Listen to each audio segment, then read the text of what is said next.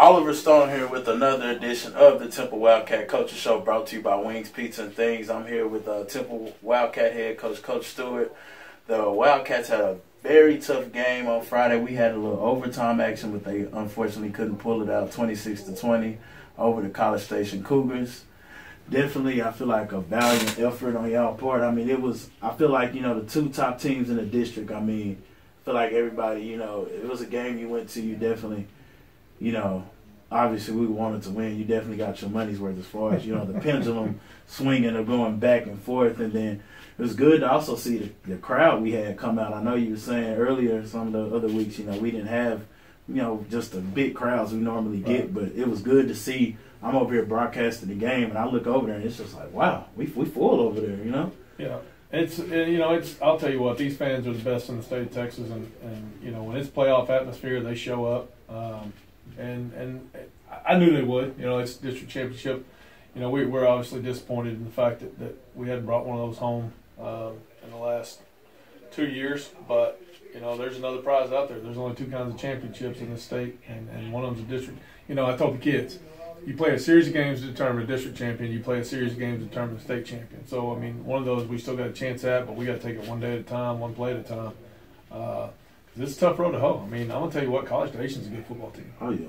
And like I said, nobody wants to come out the loser or anything like that, but I will tell you that whoever paid for a ticket got their money's worth.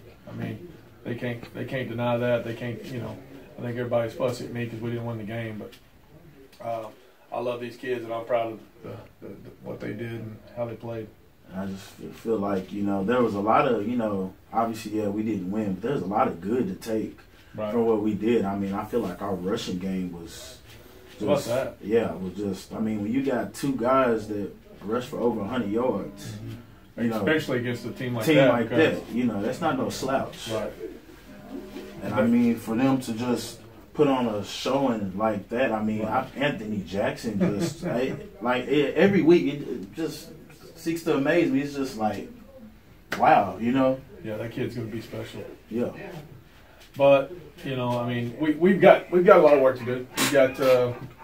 We made some mistakes. When you give up, we gave up about a third of the yards that they usually get, but we gave up an 80-yard run. Yeah. You know what I mean? And it happened on a formation that we hadn't seen from them, and it's just that kind of. That's just kind of what we're dealing with. It's just inconsistencies. You know what I mean? And that's what you get with an inexperienced team. But bottom line is, we got. Excuses are for losers. We've got an inexperienced team. We knew that coming in. If we make one of those two field goals, ball game. If we don't give up a 98-yard kickoff return, ball game. If we don't, if and buts or candy and nuts, we'd all have Merry Christmas. It just what we've talked about since we got home, and this one hurt our kids more than some of the other ones have, and I'm happy for that. But at the end of the day, mistakes are magnified in championship games. When you make a mistake in a championship caliber game, you're going to pay exponentially. You're going to pay against a team like that. They don't make mistakes, they try to minimize their mistakes. And so we've got to get better at that and just get better at executing what we're trying to do. Yeah, that's a true statement. In a game of that caliber, you can't give up a kickoff return, and getting a punt block too. Right. That's one of the, I know from even the UMHB, when we were playing against Mount Union, up in Ohio, we got a punt block. Right. Normally you get punts blocked, so you normally not going to come out victorious in games like that, But like I was saying, through and through, there was a lot of good we saw, like I was saying with the rushing game. I feel like I really saw our O-line get some great blocks. You had receivers, tight ends. There was a lot of, I feel like, just team ball going on, And then also another thing to note, I feel like you're saying, we kept College Station in check for most of the game. That first half, they got that one big run, and that was really just... The quarterback had 27 yards rushing or something like that. He's averaging about 180. So, we had a good plan. We executed all but two plays. I think some would question there was offensive pass interference on the other big play they had. But the 80-yard run, that's a no-brainer. We didn't fit it right. We missed a tackle, and we missed a third-level pursuit angle. And when you screw up at 3 levels against a good football team, it's probably going to bang its head on the goalpost. So, again, these kids play their guts out, and that's part of it. And what I'm trying to teach them is that's not enough. At this level, that's not enough. Playing hard is not enough. It's critical. You don't have a chance without it. But at some point, we got to play right all the time. I always use the analogy of chopping wood. You know, I mean, how do you cut down a tree that's 6 foot in diameter with an axe, one chop at a time? You got to do the exact same thing. If you turn around and start hitting it with that other side, it ain't gonna do nothing. You're gonna screw up. You're gonna mess up. So it's just gonna be a consistency thing with these groups. And again, probably had the best day we've had yesterday, which is important coming off of a loss. When sometimes the best lessons learned are the hardest ones. There were some kids that were heartbroken the other night, and it's a good thing. And I don't mean like sobbing heartbroken. Yeah. I mean like real heart. You know, anybody can get in their feelings. Anybody can get in their emotions and cry. And, you know, I mean, which I'm not downplaying that, but I mean that is not always a true show of emotion. Sometimes the emotions of the situation can lead you to do that kind of stuff. I saw some young men that were like real quiet, real reserved. That usually aren't. You know. Just not a whole lot of talking going on. Just you could just see the body language, which they were hurting. And that's good because that's the hardest. The best lessons are the hardest lessons. You know, so I think this one kind of, you know, we practice Oliver. We practice.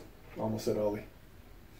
We practice overtime every single week. Every single week of our life since I've been here. So how many hundreds? I mean, how many hundreds of times is that? We probably practice 150, 200 times. We've gone through an overtime scenario.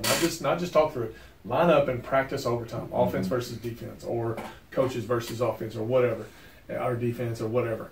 And, you know, I asked them the other night after the game, I said, how many times have we practiced? Because when we went to overtime, everybody was like, yeah, we've done this before. Then we go out there and, you know, we're not successful. And so my question to them after the game was, how many times have we practiced overtime? And they said hundreds. I said, okay. How many times have you practiced overtime at the same intensity that you just played it? And they just sat there. I said, answer the question. They're like, never. I said, and what does Coach Stewart tell you I don't like to refer to myself in third person, but what I tell you every single time, guys, if you don't take this seriously, it's going to bite you in the butt. And so when you don't practice with the intensity you need to, then you have to go play at an intensity you hadn't practiced. Sometimes it's tough to be successful, you know. And so, I mean, they have a special football team in College Station, but you know, I felt like they got it, you know. But here's what I've always said: the best team always wins.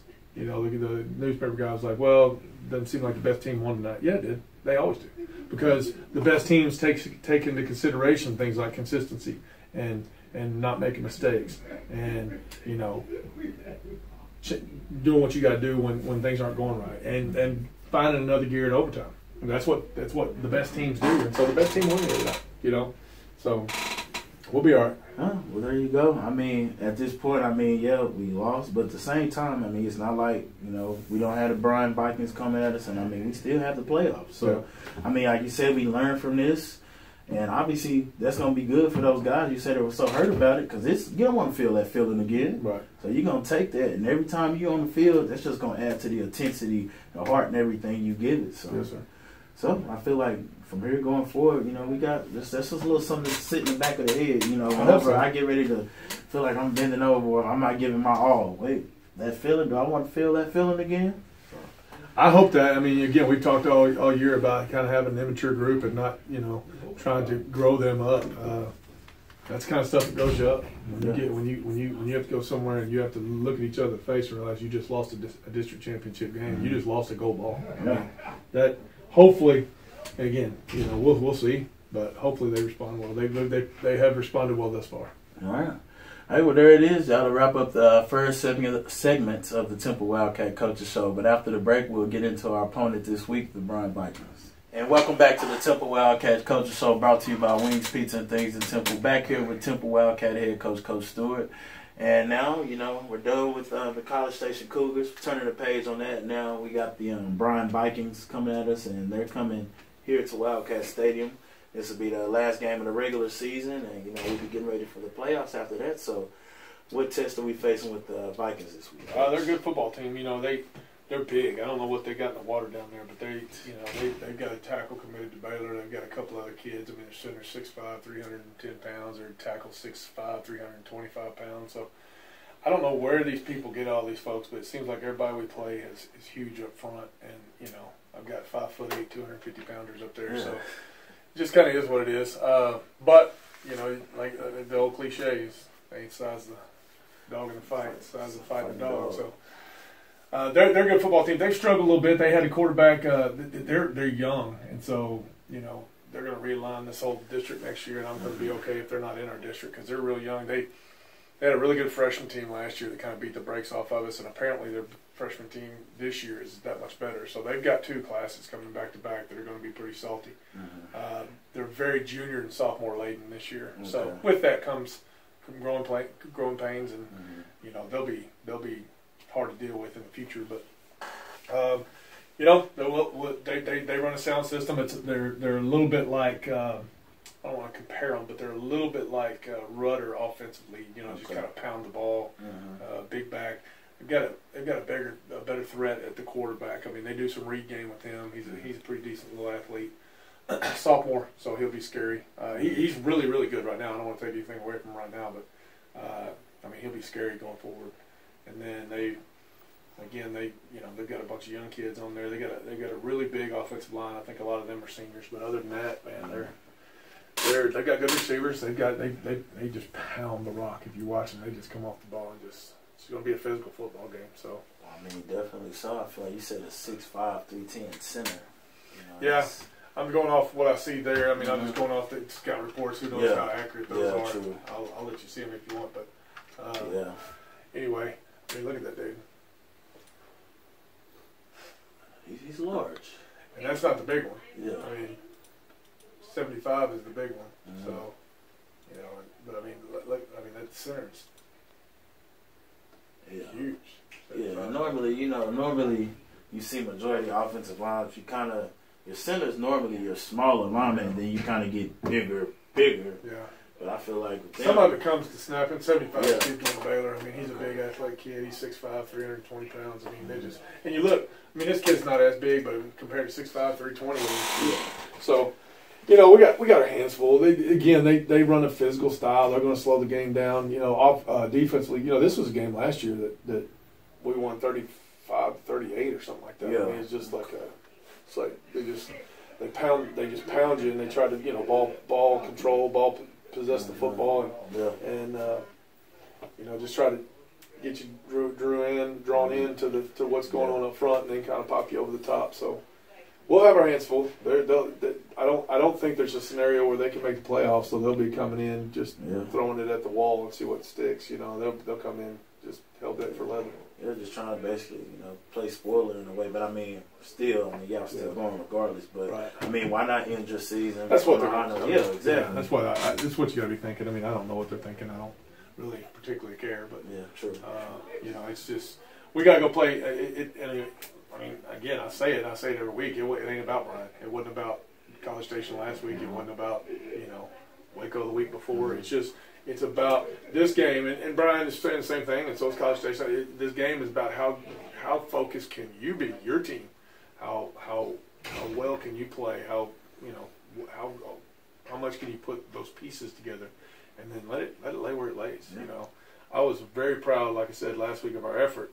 I don't want that. I want to build off that. But I mean, we've got to execute better if we're going to be good football teams. You know, and so execution is the name of the game. And, you know, that Bryan's going to be telling their kids the same thing. You know, they're a young group, but they're going to be saying, "Look, this is going to be a good one to go into the off season with some momentum." And so, and we need to go in the playoff with some momentum. So, you know, it'll be a good football game. Yeah, because I mean, nobody wants to be going into the playoffs 2 losses. Right. You know, I'm just saying you want to be coming in with some kind of momentum and. How you say, just kind of let the cards fall where they may. If you go out there and execute, you go out there and play. I mean, I watch it every day. Everybody would like to win every game, and unfortunately, my life is filled with when we don't win, people don't want you to do what you're doing anymore. And I'm completely okay with that. That's just part of this business.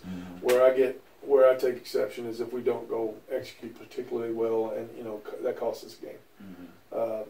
And that's been 3 times this year, and so we've got to really look at We struggle with people that execute at a high level. College Station executes at a very high level. You know, if they make a mistake, they minimize the mistake.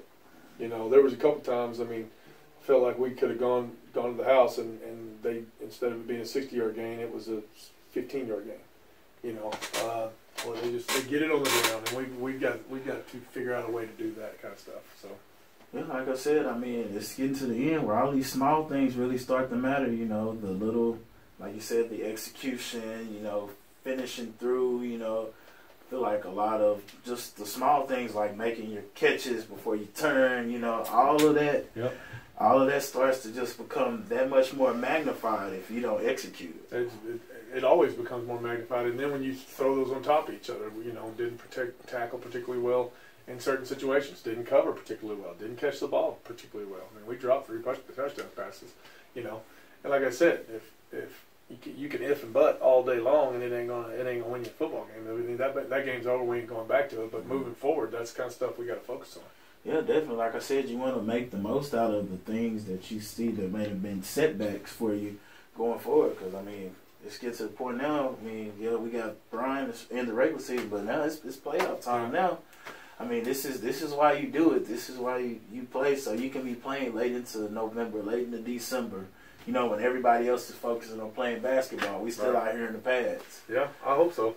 You know, we got. I guess you make the dance, and there's kind of 3 seasons of this deal. You have a preseason, you have a district, and then you have a postseason. And that, you know, the district season gets you to the postseason. You have to earn it that way. And then if you get in the dance, you got a chance. So, yeah, you know, I mean, we'll put a good game plan together. We're kind of doing that as we speak, and you know, we'll go execute to the best of our ability, and I hope that's enough to win the day.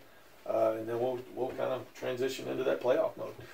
When you get into do or die, that's what I told the kids last week. We need to go ahead and start playing playoff caliber football. We need to stop playing district football and start playing playoff football, because there is a difference. Because playoff football is do or die. If you don't get it done, you're dead. You no longer exist. I felt like effort-wise, we played playoff football last week. Execution-wise, I think we came up a little short. We still made too many of the simple mistakes and the correctable mistakes that we can't make if we're going to play the playoffs. So, you know, we're going to continue that effort. We're going to continue talking about playoff football this week, and we'll build off that. All right, well, y'all heard it there. I mean, it's about do or die time now. We got to get to it. So that's going to wrap it up for this segment of the Temple Wildcat Coaches Show. And after the break, I'll be talking to one of Coach Stewart's assistants. All right, man. Oliver Stone back here with the Temple Wildcat Coaches Show, brought to you by Wings, Pizza, and Things in Temple. I'm with one of the offensive gurus here, Coach Martin, and as we were saying, it was definitely a tough one to go out on Friday, 26-20 overtime loss to the College Station Cougars. But I feel like there were definitely a lot of sparks with our offense. Obviously, the rushing game between Anthony Jackson and Overton. I mean, when you have 2 guys that rush for, man, Anthony was almost at pushing 200, about 181, I believe. And I think Overton was around 106, something like over 100, yeah, so you got 200-yard rushes, and I feel like it was just to the point where it didn't matter who you had in there between the both of them. It was just 5 here, 6 here. Another thing to talk about Overton, I feel like it was really a big statement for y'all when Hextall first, the catch he made, because we were doing a broadcast, I pointed it out. I said, those are man plays right there. Right. Went up and just, no, this is my ball. Right. And then you had Overton that just literally would not be denied. I think it was about, an 8-yard touch? Yeah, I think it may have been more than that. Yeah. It may have been like 17. It was something silly. It got to about 8 when he started just dragging the world with him. Yeah. And then it was just that stretch, and I was like, like that just shows you how much these guys want to go out there and get it done. I feel like, especially you as a coach, offensive, you see that. Absolutely. I know that has to have you just hyped on the sidelines. Without question. I mean, playing in big games like that, you lean on your playmakers to go make plays, and those were 2 instances where those guys absolutely did that. You know, Deontay and Anthony and Dijon and Xavier and Keon. I mean, those guys are guys that we've leaned on all year long. To make those big plays, TJ for that matter, and in games like that you got to be able to do that. But man, what a boost of energy that we got from those 2 plays, because we were struggling, and I say that lightly. I mean, we were struggling to put points on the board. Offensively, we had moved the ball. I don't know what our stats were at halftime in terms of yardage, but I felt like we were probably close to 300 yards of total offense in the first half. And the problem was we only had 6 points on the board. So that's the area that we've got to continue to improve on, because I felt like we played really good. I mean, you compare our run game from the first 3 games to the last 3 games, we've made drastic improvements. The guys up front have done a fantastic job of getting better, and they're getting better every week. We've played against some really good D-lines and come out of there with some pretty good stats, especially lately. College Station is a really good football team. They're sound and they execute what they do very well. And man, we had some guys make some really big plays. Yeah, I feel like between both squads, as you were watching the game, you could see just the amount of discipline on both sides, as far as us and as them as well. Right. And I mean, like I said, if it wasn't for, maybe a couple drops here and there, I feel like it's just the little things, Sure, that's it. And especially now with it getting about to be playoff time, those things are magnified times, 100. Exactly. You never know. It's like Coach Stewart was saying, it's do or die time now. So, I mean, even though with that loss, I mean, obviously we got the Bryan Vikings coming up this week, and I mean, we're still going to the playoffs either way, but definitely don't want to go into the playoffs off of 2 losses. Without question. And then you want to come in, like I said, to kind of be like last year. You can use this game as a catalyst. Absolutely. Just, see what happens. Absolutely. Well, I think you always lose more from a loss than you do from a win, and this one's is a great example of that. We can look back, against Midway and Cedar Ridge and the losses that we have. There have been moments in there where we have either had a lead late in the game or we've battled back from 2 or 3 scores down, and what has cost us and all those things is just making a couple of mistakes. And it's just a couple. It's not like we went out there and just totally played awful. It was just missing some things that we had, available to us. So at this point, the thing that I hope our offense is going to take from it is that we are good. We are very scary. We're very explosive. We can do a lot of different things. We can run the ball. We can throw it. We can mix and match it. We've executed some trick plays pretty well. And so now we just have to put the whole thing together. And that's kind of been the story of our season offensively is when we put it all together, we're going to be really, really, really scary. I know I would hope that, coaches watch us on tape and defensively go, man, I don't know how we're going to stop all that stuff if they hit on it.